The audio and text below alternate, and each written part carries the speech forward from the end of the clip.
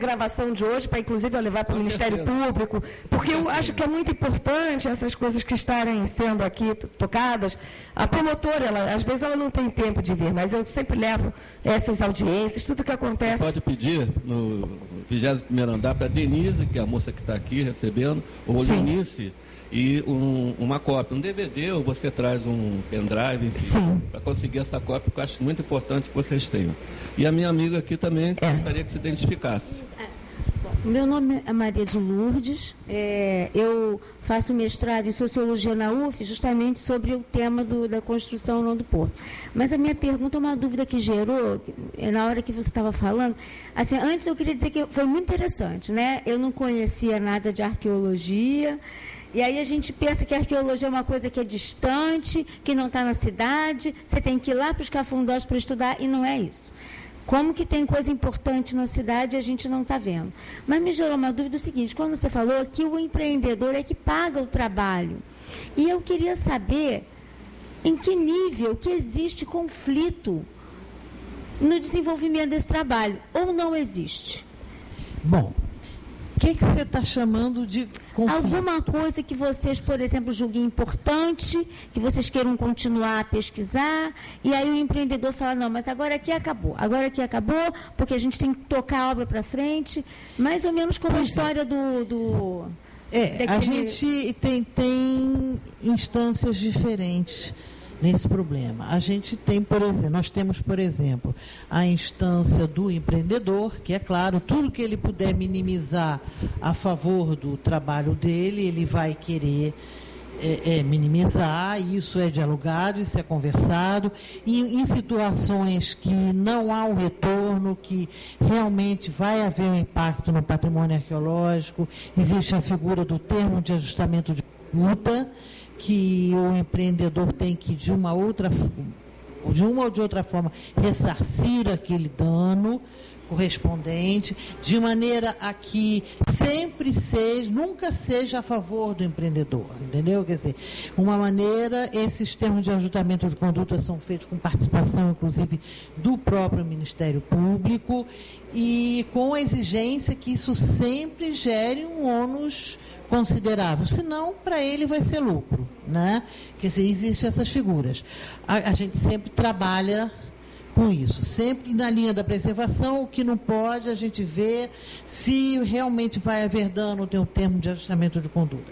Agora, a gente sabe que também existe um outro tipo de pressão, que é numa instância mais alta, os PACs da vida, que vão também gerando esses tipos de problema, né? Que a gente tem sempre que negociar, a gente tem que estar sempre negociando, tem o prazo, é o prazo do PAC, é o prazo, e isso tudo a gente tem que também...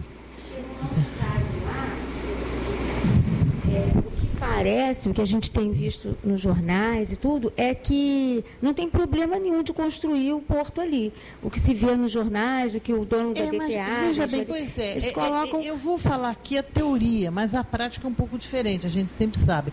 Mas quando você faz um EA-RIMA, você faz para avaliar se realmente aquele local é o local mais adequado, considerando-se os danos ao patrimônio, ao meio ambiente. É um estudo de viabilização para esse empreendimento, se vale ou não a pena. A gente sabe que quando tem esses grandes empreendimentos, eles têm vários locais alternativos. Ele tem o primeiro, que é o foco principal, ele tem um segundo, que seria uma segunda saída, e tem um terceiro. Então, só que, na realidade, a gente tem aprendido muito nisso, a gente aceitar os EA-RIMAs como sendo o ponto pacífico que aquilo vai acontecer ali.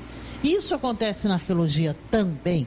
Eu não vou negar aqui que os arqueólogos, quando eles entram para fazer pesquisa arqueológica ligados a EA-RIMA, salvo devidas exceções, eles já entram considerando o que vai ser destruído, o potencial do que vai ser destruído, e não uma avaliação de uma potencial destruição. Entendeu? Quer dizer, isso existe. Se você pegar a Resolução 01 e várias outras, você vai ver que tem isso. É uma questão de postura. É uma questão de postura nossa também, da gente receber aquilo e não questionar. Entendeu? É o que a gente está fazendo. Olha, Regina, lá, uma coisa que Maricá tem de bom, é um povo guerreiro. Né? Acho que os ambientalistas mais ainda.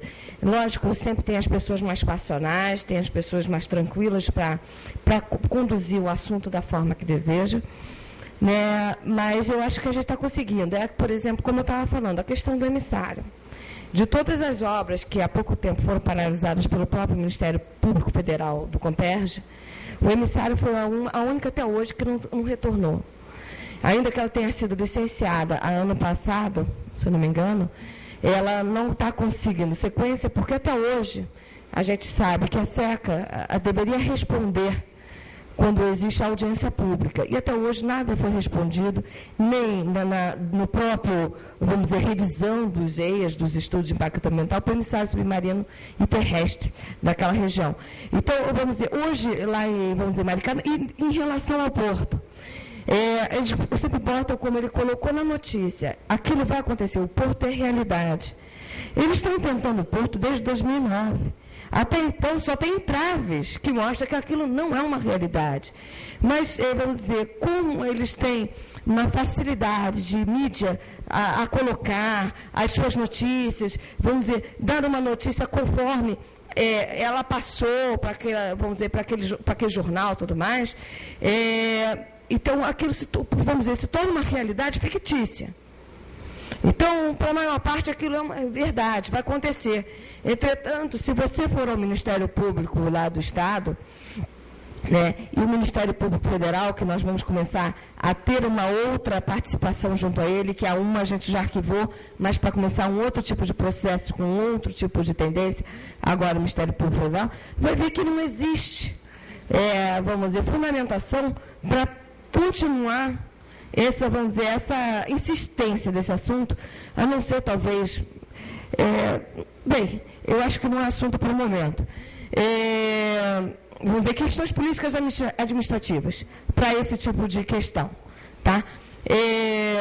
Então, você vê que é especulação pura, entendeu? Aquilo não se torna vamos dizer, uma questão consolidada, não foi consolidado, entretanto, se tratam daquilo como se fosse um fato real, verídico. As pessoas mais humildes, que não têm informação, elas acreditam naquela desinformação que foi colocada. Entretanto, se você for no Ministério Público, você vê que aquilo não tem fundamentação para continuar, entendeu? Ainda que a promotora tenha ido na audiência de alteração do plano diretor, é muito diferente de uma audiência pública para aprovação de um empreendimento, nós sabemos disso, e a fundamentação é tudo que ele vai ter que responder para garantir a excelência daquele projeto, a eficácia, a possibilidade de fazer. E a questão que você estava falando, das possíveis outras formas de resolver esse problema. Por exemplo, do gasoduto. O gasoduto também, inicialmente, quando o IBAMA foi lá, ia passar em Itaipuaçu também, no mesmo caminho do emissário submarino. A audiência pública, se pegar do IBAMA na ocasião, a gravação, você vai ver, passa há coisa de 1 ano, por causa da especulação do porto, e foi dito que vai passar a Rota 3 por ali, por Jaconé. Mas é uma grande diferença entre um gasoduto e vamos dizer, um porto, em extensão, impactos, tudo mais, que vão causar em relação à questão geológica e ambiental naquela região. Entendeu? Mas, se você for notar, qual foi a notícia que saiu agora? Cancela a Rota 3 e conforme for, manda-se para Cabiúnas, porque existe solução. O Porto do Açu, vamos dizer, ele foi criado justamente para esse mesmo mercado. Então, a gente está querendo criar, vamos dizer, um elefante branco sobre questões que não tem, vamos dizer, recuperação e trato, ou retorno naquela região. Uma vez perdido, a gente não tem como recuperar aqueles beach rocks, vamos dizer, aquela geologia, aqueles sambaquis, tudo mais que estiver ali. Entretanto, o pré-sal dura quanto tempo? 20, 30 anos? Vamos ficar com o elefante branco ali, depois sem utilização, e perdemos um sítio maravilhoso, arqueológico, geológico, naquela região. que poderia gerar turismo durante muito mais tempo, então um outro tipo de indústria, que é a indústria do turismo científico, o turismo normal. Isso tudo a gente tem que argumentar e levar, talvez fazer conta mesmo. O que vale mais a pena? É aquele negócio, fizemos o elevado para durar 100 anos, e com 60 não, menos, até 40 anos, estamos tirando ele. Será que é isso que nós teremos que fazer em todos os nossos empreendimentos, calcular com uma vida para aquela sustentação, e ele, na verdade, tem uma vida muito menor? Isso se paga, porque a gente aprende a calcular a engenharia, vamos dizer, o valor financeiro durante os anos. Quando a gente entrega um projeto desse, a gente tem um cronograma físico e financeiro, inclusive com análise futura de população e tudo mais. É isso? Daqui a pouco, daqui a 50 anos, 30 anos, menos do tempo daquilo, vamos acabar. Eu vou parar que eu falo bastante. Eu vivo muito isso, eu peço até desculpa, porque como eu vivo isso diariamente na região, moro ali perto, né? A Maria de Luz já está fazendo ela fazendo a tese sobre isso. Nós vivemos diariamente isso. Então, peço desculpa estar falando muito, mas é a nossa verdade ali, tá? Obrigada. Mais uma vez. Falar sobre esse assunto, mas, assim, Regina, fazer algumas perguntas que tem alguma que eu gostaria, assim, de entender como é que funciona a estrutura do IPHAN. Por exemplo, em determinadas situações, feirinha da Praça 15, eu considero um problema, né? Que a gente encontra determinados um acervo arqueológico na feirinha da Praça 15. Pré-histórico ou histórico? Histórico. Pois é. Histórico. Então, como é que o IPHAN age sobre uma situação que parece que todo mundo já conhece, todo mundo sabe que acontece ali, né? Esse é um ponto. Outro ponto também, nesse processo de licenciamento ambiental, que a gente observa é que vem o processo de licenciamento em cima de um projeto básico de um local já previamente escolhido, né? Geralmente, dificilmente você vê o estudo de impacto ambiental mudar o projeto ou mudar o local escolhido. Esse é um ponto que a gente vê aí no dia a dia, né? Mesmo a minha formação é na área de geografia, então a gente vê muito isso nessa parte de licenciamento. E aí, eu acho muito interessante essa aproximação nossa aqui, Clube de Engenharia e IPHAN, e espero que a gente possa, CBA, espero que ano que vem a gente possa realmente estar mais próximos, acho que ajuda, acho que soma. Eu percebo que nesse processo de licenciamento ambiental e na dinâmica dessas obras, o IPHAN faz parte, é um pedaço ali no processo de licenciamento, mas é importantíssimo. Se o IPHAN falar não, é não. Como órgão fiscalizador, consultor, tudo isso, o IPHAN é capaz de parar alguns processos. E aí, quando eu vejo um projeto que ainda não está claro, que é Transolímpica, que passa por dentro da colônia Juliano Moreira, que corta Magalhães Bastos, e aí não tem de forma clara o parecer do IPHAN, isso preocupa a gente. Mas como. Porque o processo de licenciamento, ele também não ele é segmentado. Isso quebra muito. Mas foi o que eu falei, que esses grandes projetos são subcompartimentados em pequenos projetos, sim, mas em todas essas etapas tem a avaliação do IPHAN.